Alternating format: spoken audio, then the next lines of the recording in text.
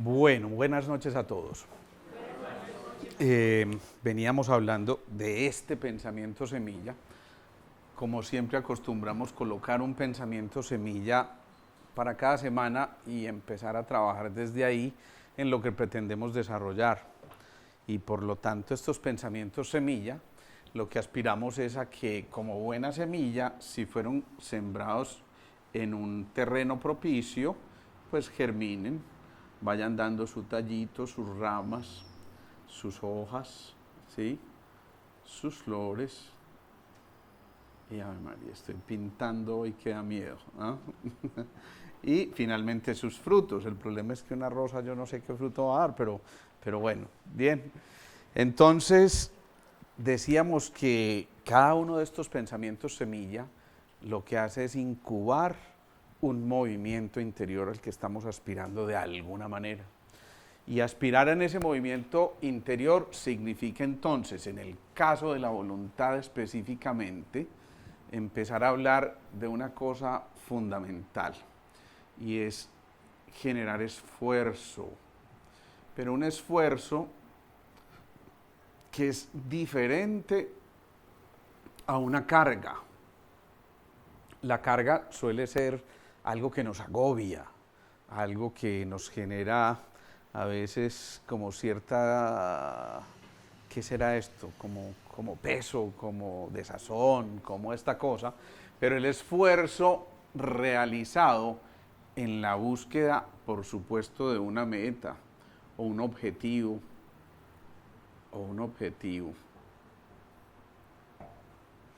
cobra sentido para poder desarrollar este proceso de la voluntad. Sin voluntad es muy poco probable que lleguemos a algún lado. De hecho, cuando Alice Bailey describía el Tratado de los 7 rayos, Alice Bailey fue alguien que recibió dictados del maestro Dualkul o del maestro tibetano, y estoy hablando de por allá de la época de 1920 aproximadamente, y resulta que esta mujer recibía esos dictados, canalizaba, ¿sí? Así como cuando hacemos de vez en cuando acá, ¿no? Bueno, y entonces, ¿qué pasa? Que cuando recibía estos dictados escribió una cosa muy interesante que se llama el Tratado de los 7 rayos. Todos esos libros, a pesar de haber sido escritos hace tantísimo tiempo, aún son vigentes y tremendamente vigentes. Entonces allá habla de los 7 rayos o 7, digamos que, aspectos y atributos con los que cada uno de nosotros está en contacto y va desarrollando a través de su vida, ¿sí? Y ese primer rayo justamente es el rayo que se llamó el del poder y la voluntad. Entonces, quienes pertenecen a este rayo, cada uno de nosotros tiene una especie de componente de cada uno de los rayos, pero digamos que hay unos que priman. Hay un rayo de poder y voluntad, hay un rayo de amor, sabiduría, de inteligencia activa, de armonía a través del conflicto, de inteligencia, de devoción y de integración, digámoslo así, y finalmente el rayo ceremonial.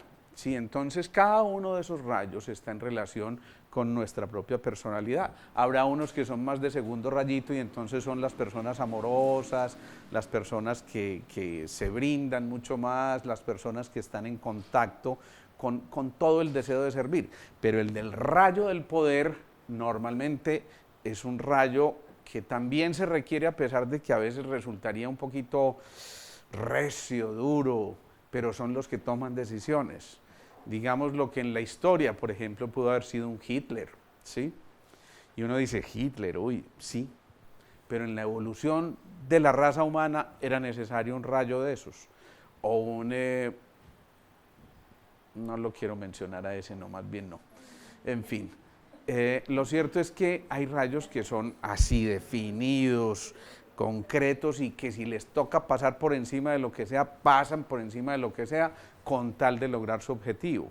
Y es decir, son empecinados, son directos, no dudan, si meten la cabeza por ahí ya sí nos fregamos, porque es más fácil sacar la cosa que la cabeza, y entonces ese rayo de la voluntad y el poder significa rescatar esa posibilidad, como lo hemos dicho, de poder, pero para poder en el buen sentido de la palabra, no en el sentido dictatorial. Digamos que esto tiene un proceso evolutivo y un proceso involutivo. En ese proceso involutivo son los dictadores, son los que tienen que acabar con la humanidad, pero en el otro son los que toman grandes decisiones también necesarias para la humanidad.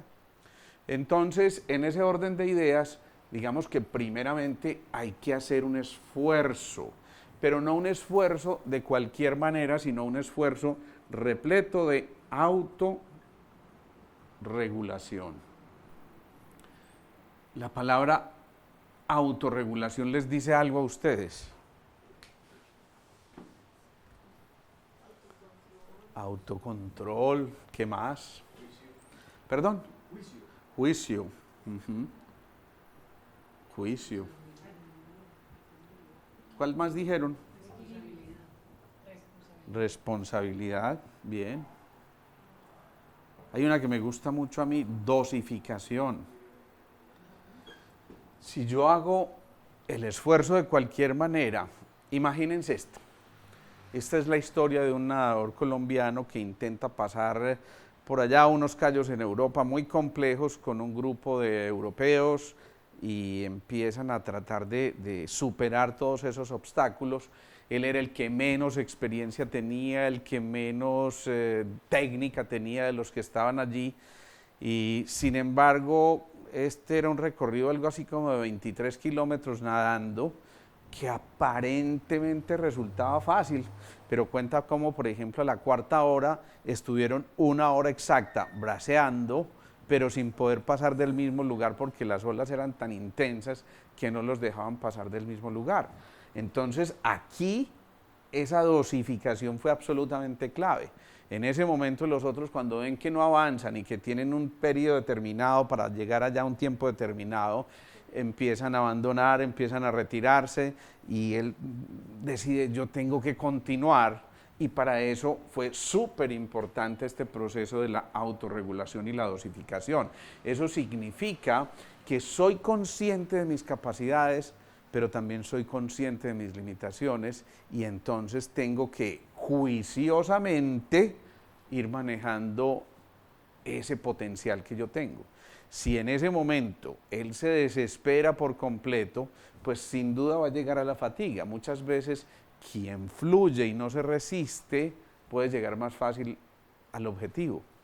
Quien fluye y no se resiste. Entonces, en esta autorregulación también es muy importante que dentro de ese desarrollo de la voluntad, todos estos son movimientos necesarios para el desarrollo de la voluntad. Entonces, en ese proceso haya un poco de concentración. Y en ese mismo ejemplo, ¿qué importancia tendrá la concentración? ¿Ustedes qué creen? Miren esa película que ya les acabo de pintar allá, el tipo braceando, nadando, por allá todavía no alcanza a ver el objetivo. ¿Qué importancia tendrá eso, Margara? ¿Y para qué? ¿Para qué hacer eso? Claro. Para visualizar. Visualizarlo, tratar de llegar a la meta con ritmo. Eso me parece interesante. Con ritmo. Nada que lo perturbe. Eso. Evitando cosas que lo perturben. Porque si yo no estoy centrado, concentrado en lo que estoy haciendo, posiblemente voy a destinar mucha parte de mi fortaleza a atender con desgano y ya casi rindiéndome la fatiga muscular que me acompaña ya en ese momento, ¿sí? Pero mírenlo en cualquier aspecto de la vida. Imagínense ustedes, están pasando por un proceso de dificultad a nivel personal, bien sea de salud, o bien sea familiar, o bien sea laboral, o cualquier tipo de cosa como estas, es exactamente igual. Primero, supongamos en el caso de la enfermedad, hombre, yo tengo que hacer un esfuerzo, por supuesto que tengo que hacer un esfuerzo para tratar de nivelarme nuevamente y encontrar ese equilibrio que es lo que finalmente es el objetivo para poder volver a llegar a donde estaba. Pero si igual en ese proceso yo no me autorregulo, es muy probable que me deje vencer por la sintomatología. ¿Qué es lo que ocurre con mucha frecuencia? Hay gente que está en el proceso agudo de una enfermedad y entonces, claro, eso dispara signos o síntomas y empieza la película, porque me estoy concentrando en otra cosa. Y Dios mío, y me dio el dolor aquí. Y dolor aquí, yo oí y vi después en una película mexicana que cuando daba dolor aquí, el brazo se empezaba a entiesar y me empezaba a dar taquicardia y a llamar. Y entonces todo ese movimiento empezaba interiormente y claro, empieza a hacer este movimiento, yo me asusté, ay Dios mío bendito, y ahora quién me ataja, y esa taquicardia disparada, y esas catecolaminas disparadas, esas hormonas del estrés disparadas, y claro, llega un momento en que todo eso, que fue a lo que yo le presté atención y concentración, me domina en lugar del proceso de recuperación, el proceso del equilibrio, el proceso de entrar en ese estado que me permita de nuevo regular esas fuerzas para poder centrarme de nuevo, ¿sí? Entonces esa concentración implica también volver a encontrar esos ritmos, claro. Miren, yo les cuento una anécdota. Ahí donde me veían tan filimisquito en aquella época, en el bachillerato, en Bolivariana, los grupos allá eran muy numerosos, hasta de 50 personas o tal vez más. Y lo cierto es que nos ponían a realizar una cosa en educación física que se llamaba el test de Cooper. El test de Cooper tenía como 5 pruebas complejas de salto largo, de competencia de atletismo y de rendimiento en atletismo, de barras, uno aguantándose allá. Yo casi siempre ganaba en barras porque yo pesaba en esa época 48 kilos, ¿no? Entonces era muy fácil levantar 48 y yo me gozaba los gorditos del salón y yo pegaba allá y esos 30 segundos y pum, al suelo, yo, sí. Pero después en el trote, yo recuerdo que había casi siempre un duelo, en el buen sentido de la palabra, con otro compañero, y este compañero era absolutamente impresionante para trotar. Tenía un paso y una zancada que yo decía, impresionante este tipo. Entonces yo decía, le tengo que seguir el paso. Y mi objetivo estaba puesto ahí, pero obviamente él arrancaba y yo ya iba 5 pasos detrás porque las zancadas de él eran muy grandes. Pero él no dosificaba, no se autorregulaba. Y yo utilizaba una fórmula maravillosa. Yo empezaba a trotar, observen. ¿Sí? Lo van viendo, ¿cierto? Pero yo mientras iba trotando, 1, 2, 1, 2, y 1, 2, yo no estaba centrado en esta carrera ni en el tiempo, sino en los numeritos. No tenía tiempo de cansarme porque mi concentración estaba en otra cosa para encontrar los ritmos. Y la verdad es que casi siempre ganaba yo en esas competencias. No me digan en las otras porque como en esas uno no las cuenta mucho cuando le da mal, entonces bueno, pero esas me daban resultado precisamente porque al concentrarme lograba meter mi mente en otra cosa que no me permitiera, literalmente que no me permitiera la fatiga. Pero además después de esto, para seguir desarrollando la voluntad, es necesario que me vaya metiendo en una cosa fundamental, que es la planeación. Para yo poder desarrollar mi voluntad, tengo que generar también planeación. Y esa planeación me va llevando a que estructure un panorama determinado para llegar a ese objetivo. Si yo no tengo un plan, si yo no tengo una carta de navegación, un mapa para volar, ¿sí? Entonces, ¿qué hacemos? ¿Qué hace un piloto sin un mapa de navegación, hombre? No sabe para dónde va, ¿cierto? Y ustedes se montarían en un piloto que no tenga, no en un piloto, sino en un avión con un piloto que no tenga carta de navegación. Yo como que lo pienso 2 veces, ¿no? Lo cierto es que en ese proceso de planeación hay cosas con las que uno tiene que contar. Primero, que en la planeación puede haber perfectamente imprevistos, ¿sí? Yo planeo cosas, pero es posible que en el caso del vuelo yo tenga algún percance y entonces ya el piloto tiene un plan B. y dice, un momentico, si esto ocurre, eso es como cuando le anuncian a uno, yo digo que la cosa más asustadora en un vuelo siempre son los ruidos que hace el avión, y que si a la gente le explicaran lo que va a ocurrir durante el vuelo con los ruidos, habría mucho menos síndromes de pánico.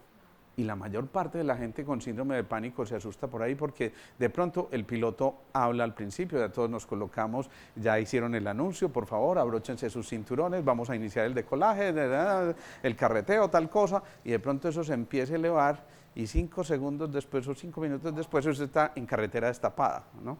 Mientras pasa como esa altura crítica. Yo no sé qué barbaridad estaré diciendo, pero me corrige si algo, ¿no? Lo cierto es que ahí, de pronto cuando está, el piloto dice, señores pasajeros, muy buenas tardes, les habla el capitán, además que hablan con los micrófonos, que estén con nuestro vuelo, y nunca nadie entendió nada.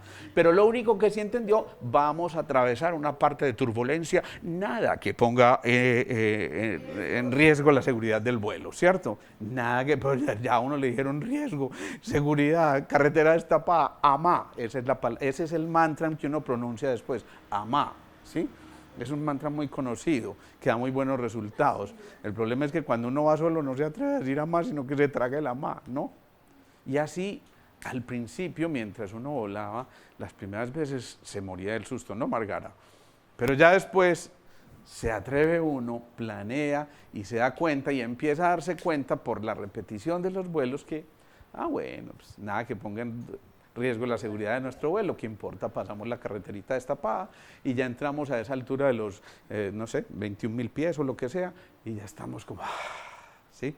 Y entonces ahí empieza ya uno a contemplar las nubecitas y todo eso. Pero si en ese momento ocurre alguna cosa, el capitán inmediatamente tiene un plan B y dice, bueno, vamos a pasar otra vez por tal parte o nos vamos a desviar por tal parte para evitar esta cosa y esta cosa. Entonces finalmente encontramos que la planeación puede ser perfectamente modulable y moldeable. Cuando logramos eso, entonces, esta planeación nos permite a nosotros encontrar ese objetivo o esa meta, digamos que un poquitico más próximo. Pero ¿qué ocurre?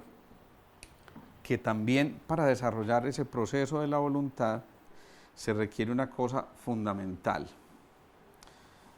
y es esto, motivación.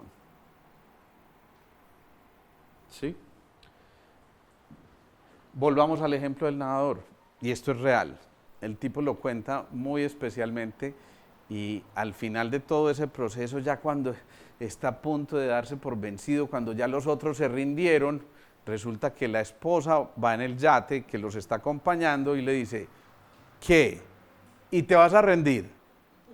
Entonces se queda mirándola, yo soy el único que queda aquí, mire, mi amorcito lindo, usted me sigue queriendo si yo no sigo. Pero ella lo mire, ¿cómo le ocurre? Vinimos hasta aquí, usted no tiene la bandera de Colombia, no la vamos a poner allá pues.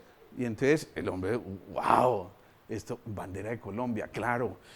Pucha, no, yo tengo que llegar hasta allá como sea, y entonces ahí sí, en esa motivación empieza ese motorcito a movernos mucho más intensamente. Esa motivación lleva a que se disparen unas cosas muy importantes que se llaman emociones.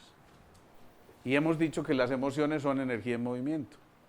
Entonces, si existe una motivación suficiente, pues qué maravilla esa energía en movimiento. Volvamos a poner en el caso de alguna enfermedad.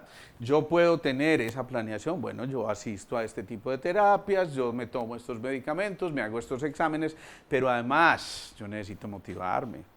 Porque si la motivación es la que solemos dar nosotros aquí cuando vemos una enfermedad, ¿cómo te ves de demacrado? No, es que te acabates, ¿cierto? No, es que hay que ver. No, como estabas de cachetoncito antes, no, ¿cierto? O alguien empieza una dieta, maravilloso el sacrificio, pues pucha, dejé los dulces, el arequipe, alpina, todas esas cosas y de pronto se siente que va muy bien y le dice a alguien allá afuera, ¡qué barriguita! Oiga, cogió barriguita de ganadero, ¿cierto? Expresiones que nunca hemos oído, por supuesto, pero que uno las ve por ahí de vez en cuando en las películas. Y entonces, ¿qué pasa? Que uno ahí perfectamente puede tirar la toalla, a menos que haya una motivación mucho más fuerte que eso que externamente nos está afectando. Y por eso generalmente las emociones están asociadas a ruido. Y ese ruido es rugitus en latín, que significa rugido. Y ese ruido, por supuesto, no representa nada agradable. Cuando nosotros sentimos el ruido de las emociones, frecuentemente nos dejamos vencer por ellas. En cambio, cuando logramos emociones estabilizadoras y con una motivación determinada, esto va dirigido con un propósito. Pongámoslo aquí. ¿Se acuerdan que hablamos de propósito recientemente? Una vida con propósito, decíamos. Y entonces decíamos que en ese propósito lo que estamos es trascendiendo nuestras propias dificultades, nuestras propias limitaciones, pero eso traducido a la parte humana, al cuerpo humano, esa motivación, ¿cómo se podrá expresar? ¿Alguien me puede mencionar? Denme ejemplos. Yo estoy suficientemente motivado con esto que quiero hacer. Me encanta. Ya les dije uno. Me encanta. Encantar es volver a recuperar el canto, no es otra cosa, volver a recuperar la música, y la música, lo hemos dicho, la vida es música. Cuando cada uno recupera su música interior, entonces empieza a tener también una motivación. Otro ejemplo de motivación. Perfecto, otro. Pues pucha, me van a sobrar todos estos dedos. Perfecto, la satisfacción personal, perfecto, esa puede ser una satisfacción. ¿Cuál, perdón? Entusiasmo, perfecto. ¿Qué otra cosa? Alegría. Miren todas las cosas que pueden tener relación con esa motivación. Si yo estoy en ese movimiento de motivarme, de generar esa alegría, por supuesto de generar satisfacción, normalmente todas estas emociones representan algo agradable, algo con lo que yo entro en resonancia, empiezo a vibrar en esa misma frecuencia y luego entonces empiezo a contagiar eso tan maravilloso que está ahí expuesto a través de las emociones. Luego, ¿de qué depende que esas emociones sean buenas o malas en la búsqueda del desarrollo de la voluntad?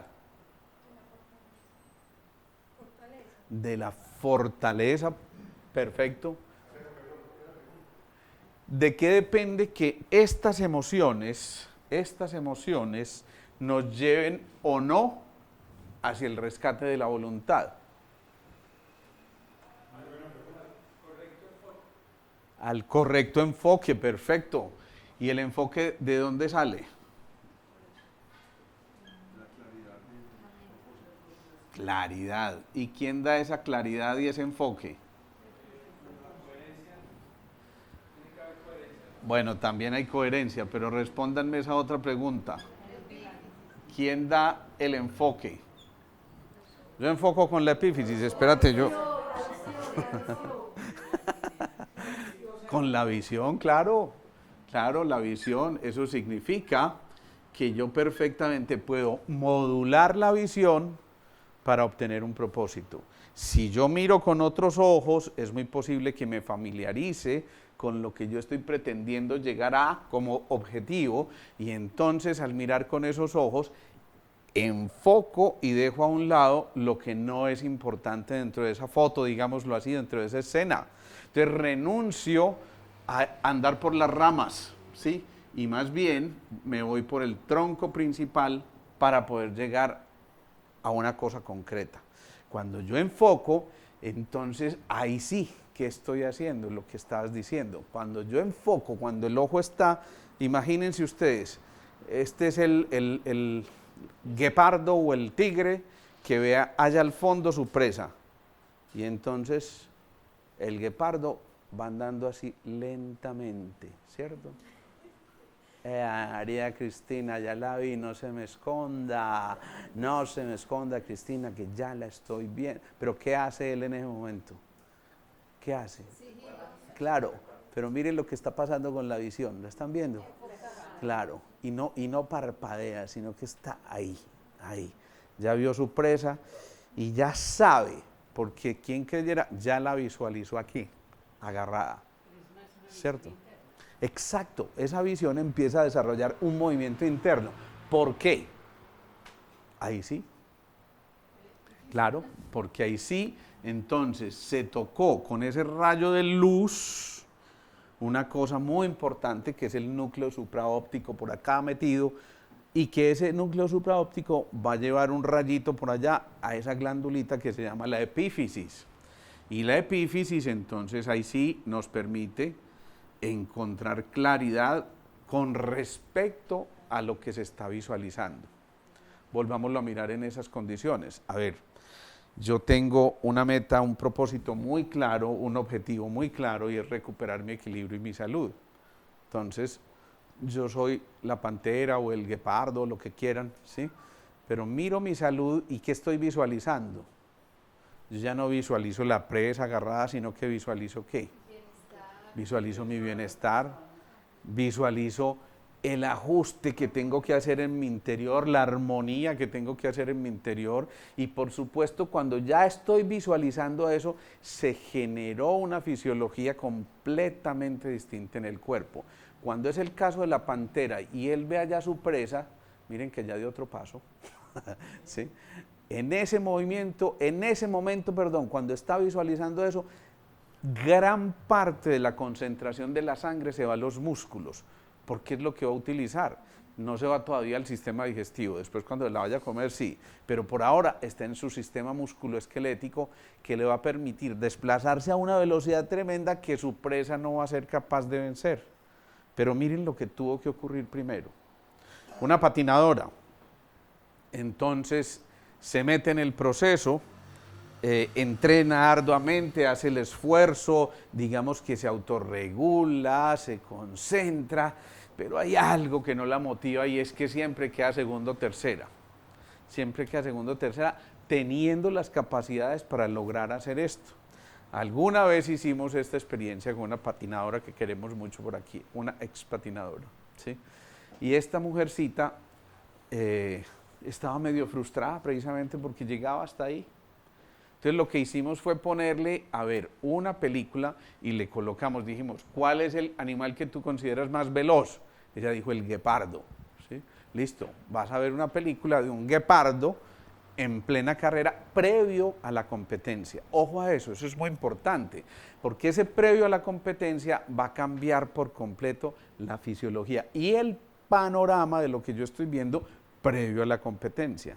Entonces, ella en ese momento no es una patinadora, ¿es qué? Es un guepardo, claro.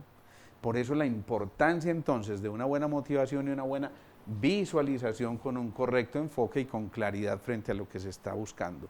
Esa visualización es la que va a hacer que entonces secretemos las hormonas necesarias para poder mover esos músculos a una velocidad que uno ni sospecharía que se puedan mover, porque está ese movimiento cardiovascular dándose, pero de una manera súper eficiente, sin perder el más mínimo esfuerzo y acercándose cada vez más a la meta, en ese caso al trofeo o a la presa, en ese caso, ¿sí?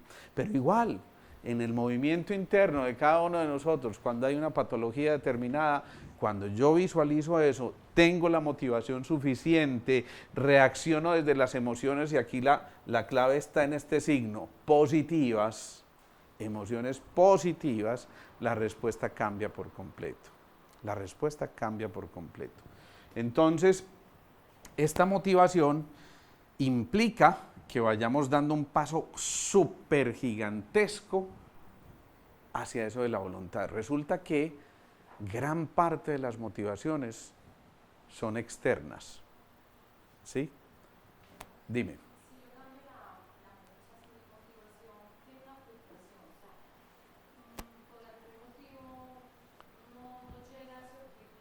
Uh-huh.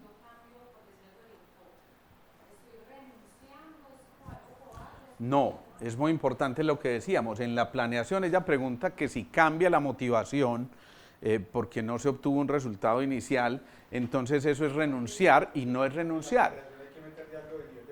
Exactamente, es poder modificar esa planeación, como tú dices, podemos meter parte de frustración ahí, es válida, pero es una frustración que no es derrota, es la manera de aprender, por ejemplo, cómo no hacerlo, ¿sí? Entonces, si yo lo miro desde el desastre y la derrota, fracasé, no sirvo para esto, mis capacidades nunca fueron para esto, yo no sé por qué me metieron en la cabeza que yo era capaz, vos, que traen vos, y no me debieron, no, pero si en cambio la motivación es la otra y decir, mentico, no pude por este lado, pero posiblemente por este otro lado sí puedo. Y aquí decíamos, ojo, porque mucha parte de la motivación es externa. Generalmente uno tiene una motivación en algo o en alguien que lo acompaña o que lo motiva. Miren, una cosa que ocurre muy curioso con los adolescentes, yo me gozo mucho esas situaciones, ¿no? Entonces, ella, la novia, lo dejó porque sí, porque es que ya me cansé. Ya, María, es que usted es muy intenso, esa es la palabra, ¿sí o no? Usted es muy intenso. Y entonces el pelado entra en una depresión profunda, es que cómo es posible que me dejó, y además me dejó por este man que era hasta amigo mío, y entonces empieza la cosa y llegan en un grado de derrota total a la consulta, es que no, yo no voy a ser capaz, es que yo la quería demasiado, de verdad era el amor de mi vida, y tiene 15 años, ¿no? Pero era el amor de mi vida. En ese momento el pensamiento está ahí, el amor de mi vida, y yo no voy a ser capaz de seguir. Entonces la motivación es, como en ese momento también el motivo de su depresión está por aquí, entonces anclémonos ahí para poder catapultarnos a otra cosa. Espérate, ¿cómo así? ¿Te vas a dejar derrotar así de esa manera? No, espérate, a ver, hombre, vos tenés una barriguita que te adorna un poquito, ¿sí o no? ¿Qué tal si sacas cuadritos? Y después haces la manera de que esa vieja te dé los cuadritos, ¿no?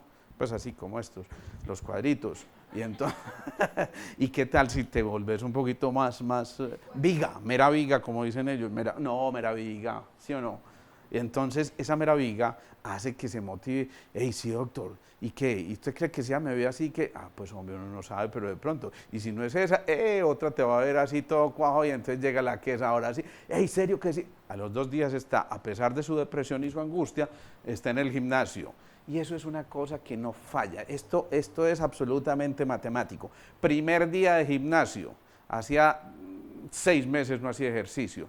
Primer día de gimnasio, lo ponen a levantar una pesita de 10 kilos y el hombre y hace esto y el movimiento, y llega a la casa, se quita la camisa. Hey, papá, mira viga, ¿sí o qué? Mera viga, acabando de hacer el primer día de gimnasio, por Dios. Pero ahí viene la motivación externa. Uy, ¿en serio?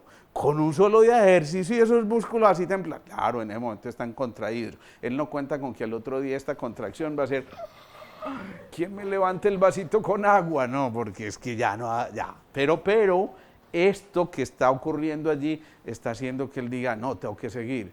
¿Qué hubo? Y al otro día, no, yo no voy a ser capaz. ¿Cómo que no vas a ser capaz? Y entonces va a tirar la toalla a la segunda, oiga, venga, vamos. Entonces de pronto alguien lo acompaña. Y lo acompaña, y cuando menos piensa lleva 10 días. Y a los 10 días ya en verdad se empieza a notar otra cosita distinta. Además, por lo que mencionábamos la otra vez, la creación de un hábito genera un efecto dominó. Entonces empecé a hacer ejercicio, entonces empiezo a comer mejor. Y si empiezo a comer mejor y a hacer ejercicio, entonces me empiezo a acostar a la hora que es y empiezo a tener un ciclo de descanso mucho mejor. Y si empiezo a tener un ciclo de descanso mejor, entonces al día siguiente rindo un poquito más en la universidad o en el colegio, y entonces me está yendo bien en las materias. Y si me está yendo bien, estoy muy contento, ya pongo música y ya esto empieza a ser incompatible con aquella depresión en la que andaba. Esta vida no se hizo para mí, ¿cierto? Y cuando yo trago así, ya estoy derrotado. No, aquí ya encontró esa motivación externa que, insisto, hizo que esas emociones se empezaran a mover. Entonces, aquí es perfectamente válido mirar hacia atrás, mirar el recorrido y decir, a ver, ¿cuánto he recorrido? ¿Qué es todo lo que he hecho? En el caso de este muchacho, hombre, ya llevo 20 días de hacer ejercicio, me siento mucho mejor, tengo más dinamismo, voy desarrollando como esa fuerza interior, ese poder y esa voluntad que me permiten a mí decir, puedo, soy capaz y voy a salir adelante y le voy a mostrar a esta vieja que yo soy capaz, ¿sí? Y por allá 2 meses después de estar en ese proceso, de pronto ella le dice, ¿qué hay? Está muy juicioso en el gimnasio. Vos me querés a mí. Entonces viene la cosa, ¿no? Pues ahí, pues sabes qué, es que ya llegó alguien a mi puerto. Sí. Y entonces empieza a ser el chico difícil y la cosa, porque claro, yo me tengo que hacer valer, ¿sí? Pero le dice eso, la pelada se va medio triste, él se esconde por allá y dijo, pucha, yo por qué le dije que sí, estoy que me muero por darle un pico y no sé, y donde otro man se lo dé, no, ¿qué tal, por Dios, el pico? Y entonces en ese momento se devuelve y le dice, ¿qué vas a hacer este fin de semana? ¿Por qué? No, pues, para que lo hagamos juntos. Sí. Y entonces empieza a cambiar por completo la concepción y empieza a desarrollarse otra historia, otra película completamente distinta, insisto, motivada por algo. Y esa motivación vale la pena, permite esa revisión, esa mirada hacia atrás, pero no en señal de derrota, sino a ver cuánto he recorrido y cuánto me falta por recorrer. ¿Quiere decir esto que todos nacemos con voluntad, pero tenemos que activarla, desarrollarla a través de la vida? Y que en cada momento, cada vez que tenemos un propósito, la ponemos en funcionamiento. Eso es muy importante, eso es fundamental. Todos de alguna manera tenemos algo del rayo de la voluntad y el poder. Todos, ¿sí? Unos lo van a desarrollar mucho más que otros, pero obviamente de acuerdo con mucho en el entorno en el que se viva, ¿sí? Es factible que yo, por ejemplo, supongamos que vivo en una comunidad religiosa que está dedicada al servicio, que está dedicada a la ayuda a los demás y todas esas cosas, es muy posible que yo desarrolle mucho eso que sería el segundo rayo, que es el del amor y la sabiduría, así se le llama a ese segundo rayo. Entonces probablemente yo tengo algo de voluntad, claro, la tengo que tener, porque si no, no me movería, y amor sin voluntad no se mueve, ¿sí? Entonces todos tenemos un poquito de voluntad, pero miremoslo a nivel micro, Carlos, porque esa pregunta es muy interesante. Miren, si supongamos que está fallando un órgano o un sistema en el cuerpo, por alguna circunstancia, digamos que falló, en este caso el hígado, ¿sí? Y ustedes saben que el hígado maneja una emoción que se llama ¿qué? La ira, exacto. Entonces, yo no sé por qué será que estoy como medio iracundo, es que yo no sé qué es lo que me pasa, estoy explotando por cualquier cosa y no puede ser, pero, todas esas células que componen ese hígado están recibiendo ese diálogo todo el tiempo y lo están alimentando. Luego las nuevas células que van surgiendo se van impregnando, digámoslo así, de la misma información. Tengo ira. ¿Por qué? Al final ni sé por qué, pero tengo ira. ¿Sí o no? ¿Sí o no? Eso sí, bueno. Entonces esa ira que estoy desarrollando hace que la estructura y esa motivación sean otras que posiblemente están erradas. Entonces tengo derecho a revisar. Y cuando yo reviso digo, a ver, momentico, pues, si es para tanto, ¿vale la pena este tipo de reacción? O tengo la capacidad y la voluntad para que las células nuevas vayan empoderándose y generando una reacción completamente distinta, y más bien encuentre en lugar de la irascibilidad la autoafirmación, el autorreconocimiento en ese sentido, pero más como el afianzarse en lo que yo soy, ¿sí? Y entonces me afianzo con fuerza, con seguridad, todas esas cosas, pero ya no desbordándome hacia la irascibilidad, sino autoafirmándome. Dime, Juan.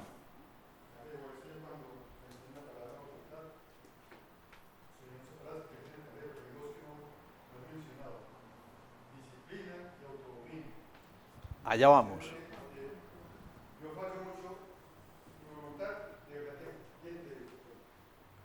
trato a través de esas disciplinas como Perfecto. Estás mencionando, Juan, que puede haber ausencia de disciplina y puede haber ausencia de muchas otras cosas, no solamente de disciplina. Pero no significa que yo no la pueda desarrollar. Eso es lo bueno con la voluntad, que tengo la oportunidad en el momento en que yo tome una decisión, yo puedo comenzar el proceso de cambiar lo que hasta ahora me está moviendo. Pero el proceso comienza con una decisión clara. Y cuando se da esa decisión, es como el motor de arranque. Ya, arranqué, ahora sí, pues, no hay quien frene esto, ¿sí? Yo me acuerdo cuando yo empecé mis primeras clases de conducción. En realidad mis primeras clases de conducción fue que yo me le volaba a un tío en un jeepcito que tenía, un Willys viejito que tenía. Yo le decía el Morgan al carrito este, ¿no?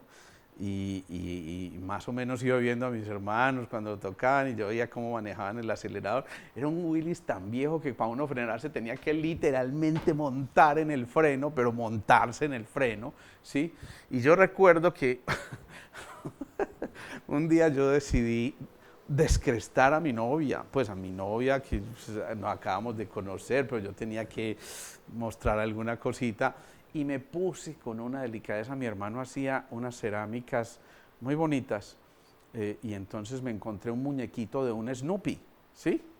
Y yo empecé a pintar ese Snoopy con toda esa cosa. Yo me soñaba entregándole el Snoopy, por supuesto el resultado final después de entregar el Snoopy, y entonces empecé a pintarlo, el sombrerito, eso tenía una tapita, el sombrerito, y era como una confiterita al mismo tiempo, ¿no?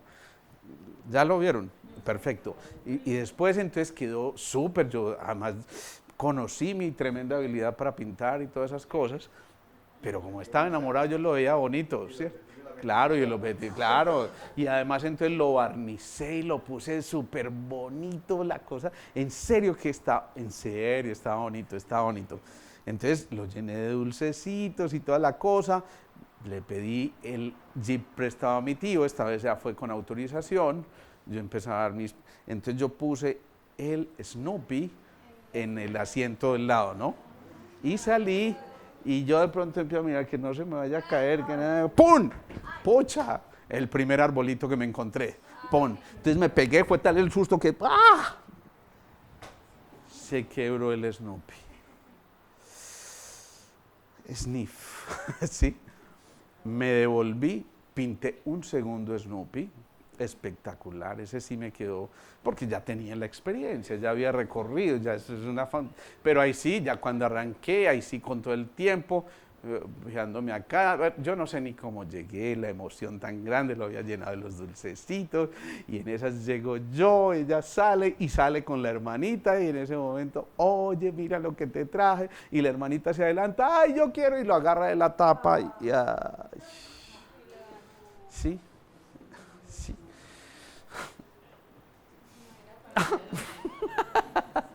Ustedes se imaginan esa vivencia tan... Pero ¿qué pasó? Logré mi objetivo. Ella vio tal conmoción que... ¡Ay, tan lindo! Lástima que esas cosas se vayan perdiendo con el tiempo, pero bueno, en fin. Lo cierto es que había ahí una cosa interesante. ¿Ven? Sigamos acá. Teníamos derecho entonces a la revisión, a volver a mirar hacia atrás, por supuesto, para aprovechar toda esa experiencia vivida y no quedarnos patinando ahí, sino, por supuesto, dar un paso más adelante e ir llegando a cosas un poquito más concretas. Eso nos permite entonces que cuando revisamos, cuando miramos hacia atrás, ahí sí tomamos una cosa, y aquí viene parte de tu respuesta, Juan, que es la determinación. Y la determinación implica esa fuerza interior que te dice un momentico, el objetivo es este y no va a haber quien me haga flaquear. ¿Por qué? Porque ya definí eso. Acuérdense que había tomado una decisión. Pero esa determinación, aquí viene lo más complejo, ¿qué implica?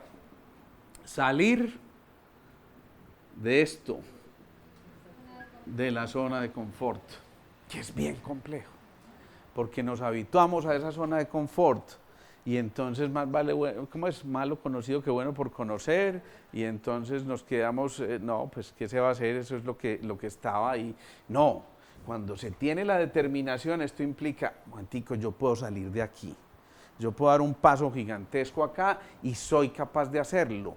Entonces cuando tomo esa determinación casi que va acompañado de una palabra que se llama certeza. Certeza total, y esto es igual a fe, muy distinto de esperanza, ya lo hemos dicho varias veces. La esperanza, tal vez, puede ser, suspiramos y todas esas cosas, y puede que, ojalá, que, ¿sí? Yo es primera vez que vengo y espero que siga viniendo. Qué rico. Pero resulta de que yo tengo mucha, pues hago cosas de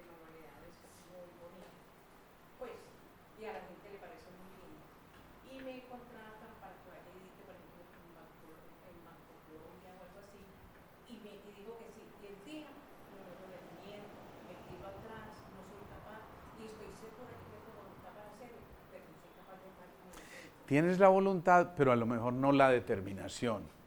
Porque en la película que estás viendo, creas terror en la película. Y entonces voy a llegar allá y no, ¿qué tal? Yo no voy a ser capaz, yo me voy a bloquear, yo no sé qué me pasa. Y resulta que la película la estás dando tú. Ese es el guión que estás escribiendo. Pero si en lugar de eso dices, un momento, tengo la habilidad, tengo el talento, tengo las ganas, tengo el empuje, ¿quién me va a detener? Entonces, y tengo el cliente, ¿qué más que eso, no? Y tengo el cliente. Entonces, en ese momento yo digo, nadie me va a detener. Y voy una primera vez. Si ya fui una primera vez, eso es casi que garantía de que lo que sigue va a ser mucho mayor. ¿Por qué? Porque la voluntad desplaza inclusive la inteligencia. Es decir, el éxito lo vas a medir más por la voluntad que por la misma inteligencia. Eso implica entonces que si yo me alimento de esto, puedo y debo probarme por lo menos una vez. Pero igual, lo que hemos dicho, siempre los miedos hay que afrontarlos.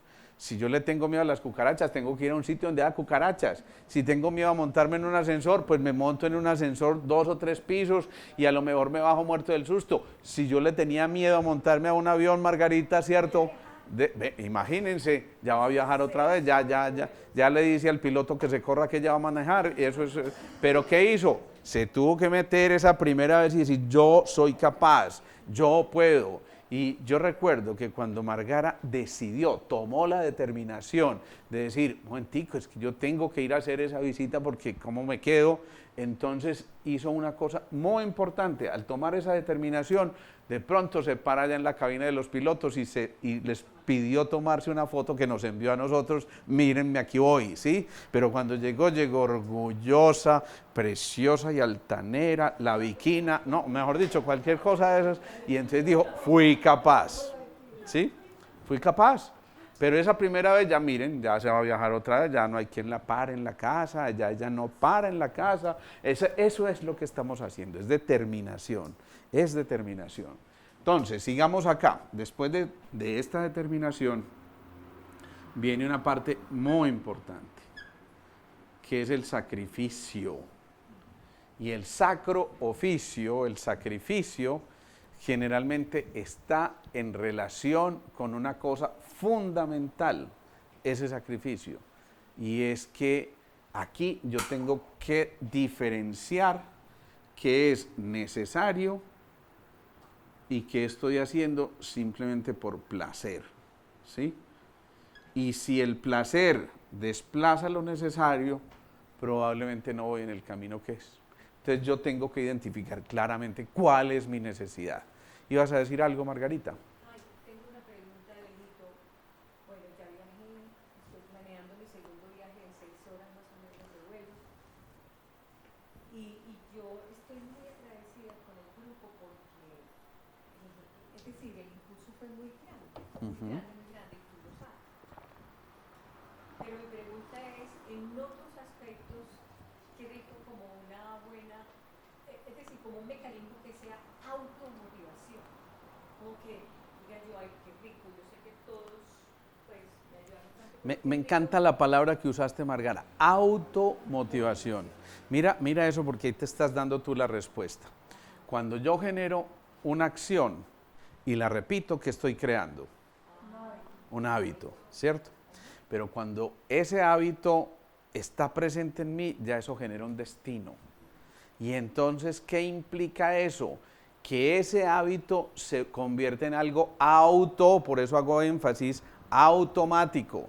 Acuérdate, cuando tú diste el primer pasito, eras una bebecita, tenías 10 meses y medio, 11 meses, de pronto en aquella época hasta 12, pero diste esto y temblaste, pero todo el mundo te aplaudió y eso te motivó.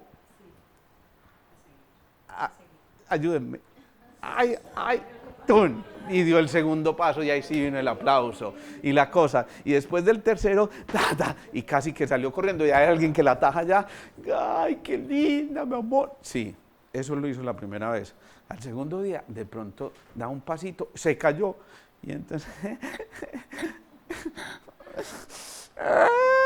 más o menos eso es. ¿Sí o no?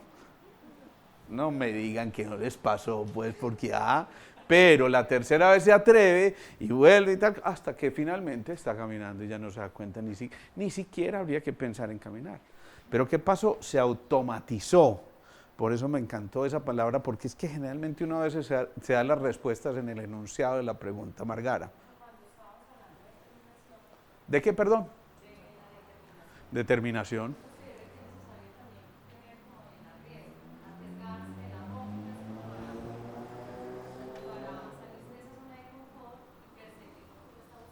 Claro.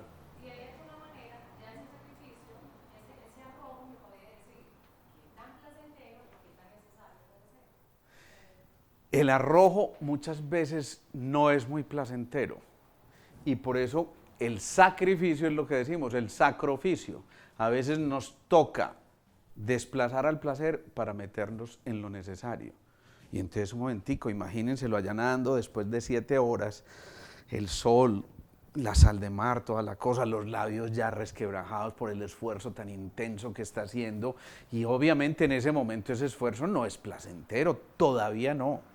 Todavía no. Hasta ahí está en ese momento en que, pucha, esto me va a vencer, pero no, yo tengo que seguir porque ya tomé la determinación de seguir aquí y hago el sacrificio. Y aunque me esté doliendo mucho este brazo, yo braceo un poquitico más fuerte con este mientras este se recupera un poquito y vuelvo y empiezo y vuelvo y empiezo y sigo, pero ya empiezo a ver allá al fondo el callo al que tengo que llegar. Entonces ya ahí cambia el panorama por completo porque ese sacrificio ha valido la pena. Dime, Mauricio. Pero siempre tiene que haber sacrificio o mejor esfuerzo. Generalmente el sacrificio implica un esfuerzo. Generalmente implica un esfuerzo. Pero cuando yo hablo... Eso no. Corrijamos eso, porque no significa una cosa peyorativa en el sentido de que el sacrificio es malo, ¿no? Por eso lo llamo el sacro oficio, que es el oficio casi que sagrado por lo que estoy haciendo. Y un oficio sagrado no debe ser malo. Lo que pasa es que tenemos esa connotación de la palabra sacrificio como esa, de mártir, el que tiene que sufrir en este valle de lágrimas, sea pues Señora, abogada nuestra. Muy bien, todos han sufrido por lo que veo. Entonces, ¿qué pasa? Que ese sacrificio nos dice a nosotros, hey, un momentico, yo puedo hacer esto, y aquí viene una regla muy importante. Claro, el sacrificio y esta determinación implica coraje, determinación, esto es fundamental, porque es que ese coraje lo que te está diciendo es, llénese de todo lo que usted, a ver, muestre, pues, te vas a rendir ya. ¿Y dónde está la bandera de Colombia que querías poner allá? ¿Sí? Entonces ahí sí le despierta ese coraje y como además le toca el amor propio. Digo, yo tengo que ser capaz, pues yo no puedo tirar la toalla a estas alturas y sigo en ese proceso. Y entonces después de ese sacrificio hay un truquito que ayuda mucho y es el de colocarse, ojo a esto, pequeñas metas. Pequeñas metas. Dentro de esa meta principal, dentro de ese objetivo principal, ir logrando pasitos. Entonces imagínense ustedes, allá se ve ya el callo y aquí hay una, ¿cómo se llama esa? Una claraboya, eso, ¿cómo se llama eso? El lazo ese, pues, ¿no? Y ya tiene las bollitas, entonces él se da cuenta, pucha, ya estoy en este pedazo, y entonces se va dando cuenta que puede pasar de una bollita a la otra, ya pasé una más, ¿sí? Yo suelo hacer una cosa en el gimnasio.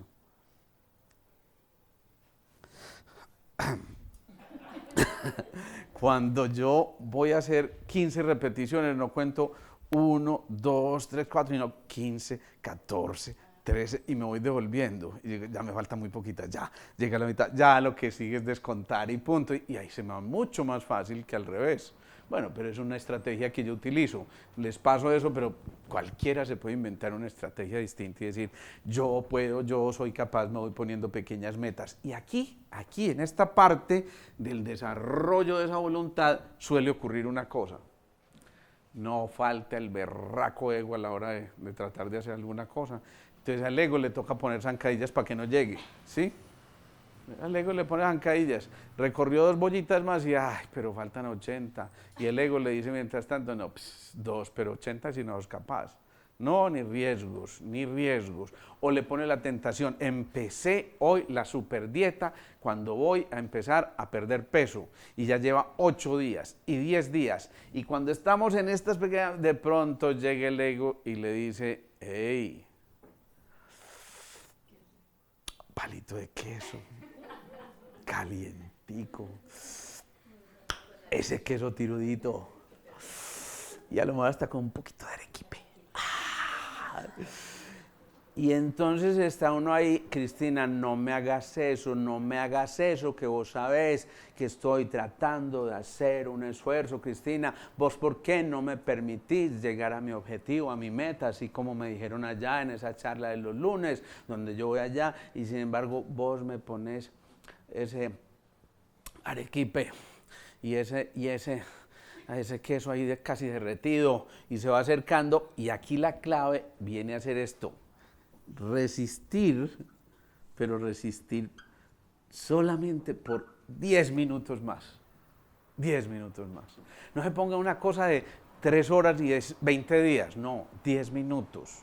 Porque cuando llegaste a los 10 minutos, que es mucho más fácil que cumplir que las 2 o 3 horas, entonces te fortaleces y fui capaz 10 minutos, soy capaz otros 10. Yo lo acostumbro a hacer mucho con los fumadores y los adictos. Déjalo por 1 hora, no lo dejes 24 horas, déjalo por 1 hora, ¿sí? Y a la hora, si es que te sientes, además yo lo pongo así, lo toreo, si te sientes tan berraquito, ya yo sé que le estoy tocando el ego, este berraco que me está toreando, si de pronto te sientes tan berraquito, a la hora, renueva tu propósito otra hora, ¿sí? Y otra hora, y claro, cuando se va acordando de mis palabras y ya va a meter el cigarrillo en la boca, ya llevo 6 horas, no, tampoco, 8 horas, ya, es hora de dormir. Y pasó el primer día, Dios mío bendito, estoy que me fumo, estoy como, entonces otro ratico más. Ese de resistir otro pedacito más, generalmente ya empieza a crear otra vez un hábito que cada vez es más fácil de seguir y cada vez es mucho menos complejo. Por eso, generalmente el adicto tiene una etapa crítica. Por ejemplo, el adicto a la marihuana, a la cocaína, esas cosas, los primeros 8 días son durísimos y viene todo el síndrome de abstinencia, tenacísimo, la sudoración, la taquicardia, la falta de apetito, los trastornos del sueño, la angustia, la ansiedad, todo lo que ustedes quieran. Pero pasa esos 8 días y yo les digo, esa es la parte dura. Si logras pasar esos 8 días, ya llevamos el 50%. Entonces él llega ya y dice, uy, llega al 50%, ¿qué sigue? 75% a los 15 días. Uy, y de pronto llega a los 15 días, ya, llevo las 3/4 partes, pues imposible que no. Y cuando menos ya llevo un mes. Y ya después del mes se creó un hábito que generalmente le permitió pasar eso. Entonces, resistir esos 10 minuticos más, eso es muy importante, porque aquí viene otra cosa fundamental, y es en ese proceso de colocarse pequeñas metas y resistir y hacer ese sacrificio, entonces es visualizar, o mejor dicho, anunciar un compromiso.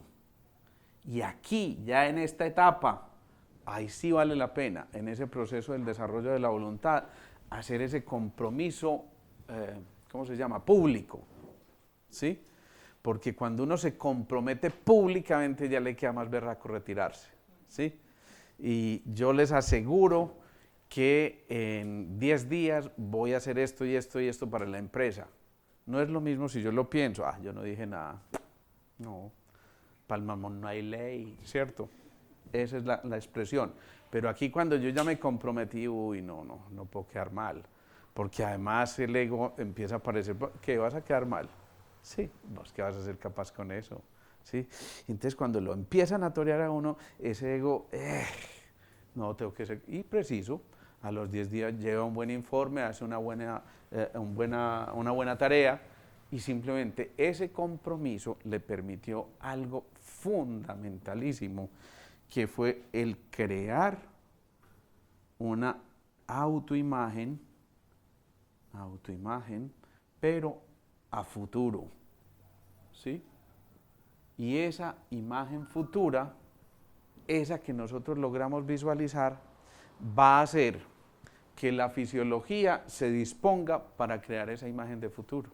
Entonces, cuando yo ya estoy en ese proceso de nadar los últimos metros y la cosa, yo ya lo que estoy visualizando es aquí impuse la bandera, ¿sí? Yo ya no estoy nadando, ya estoy poniendo la bandera ya. Lo logré, fui capaz.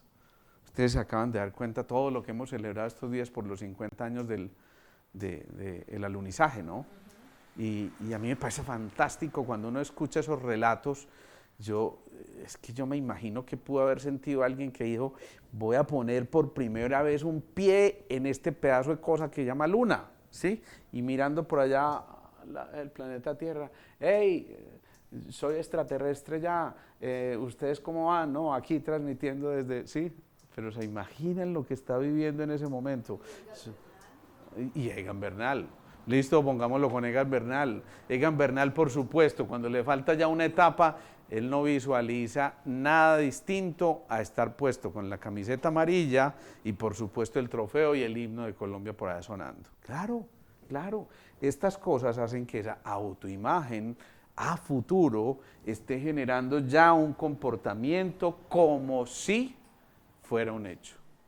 Ya no hay lugar a dudas, ya no hay espacios para permitir que entre allí esta negación. Y si se crea esa autoimagen, entonces vienen aspectos fundamentales. En el caso del hígado enfermo, ¿cómo empiezo a visualizar ese hígado sano?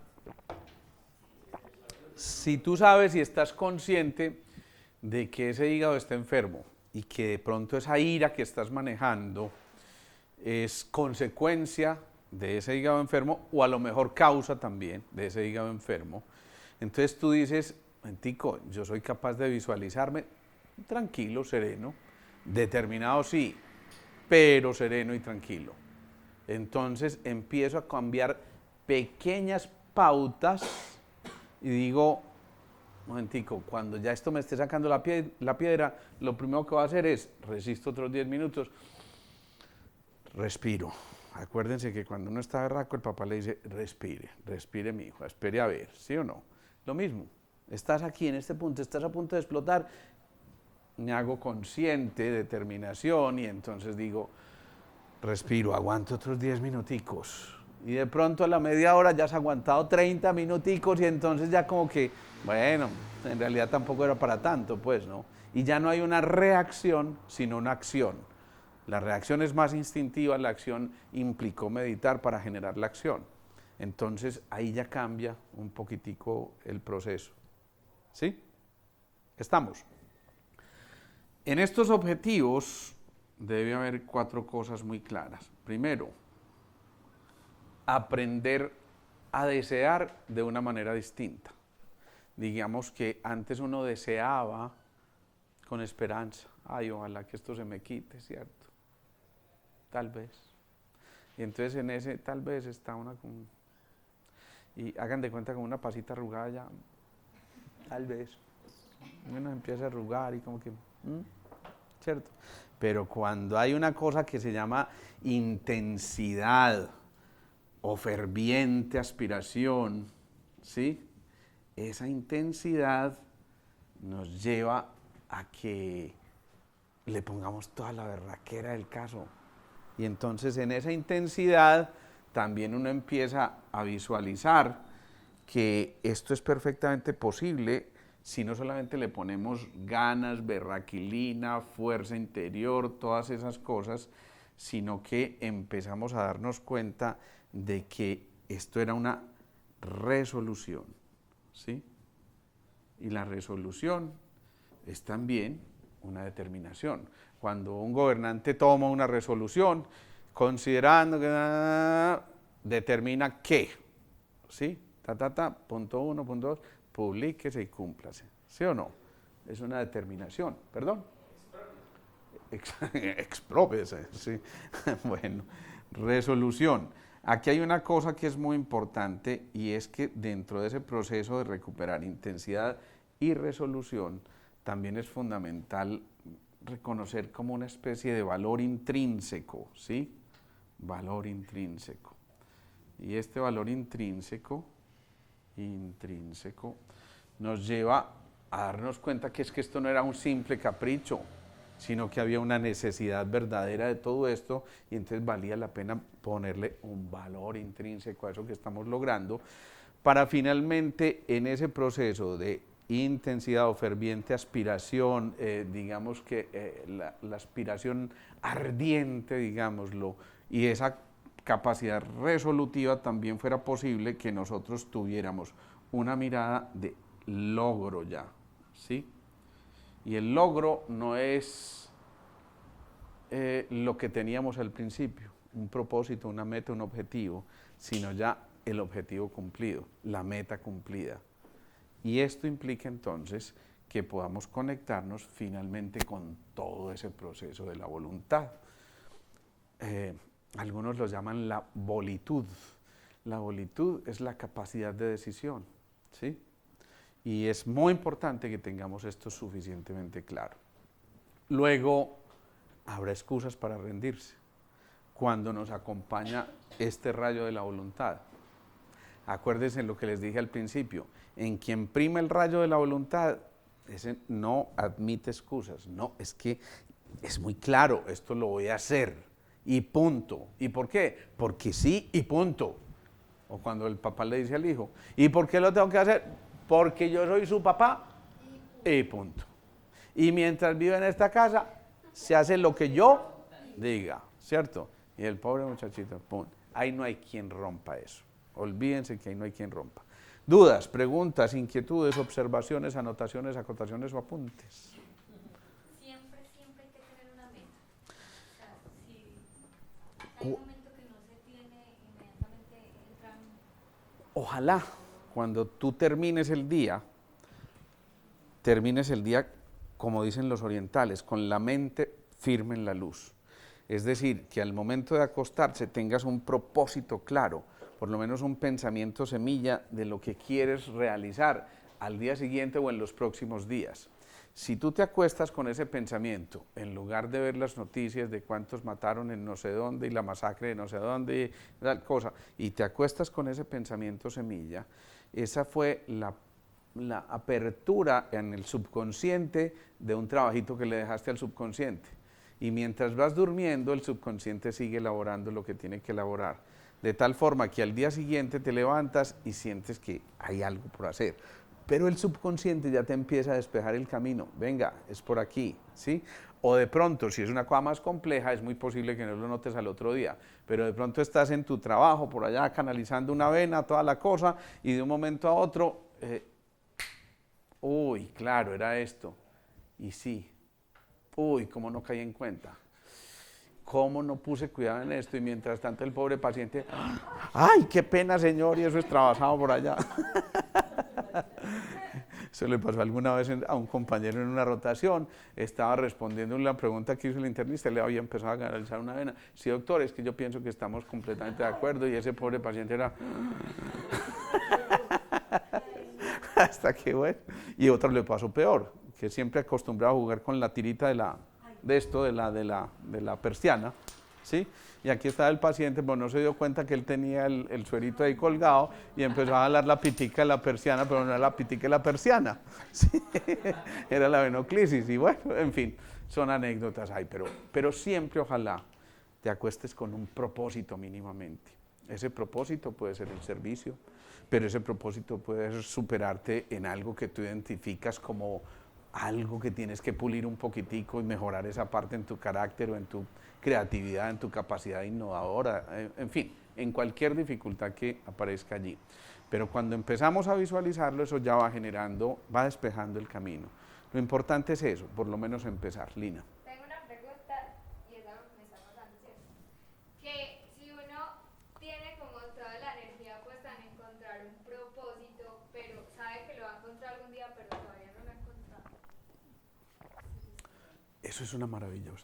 Eso es una maravilla, porque cuando todos los logros están cumplidos, entonces, ¿qué sentido tiene seguir?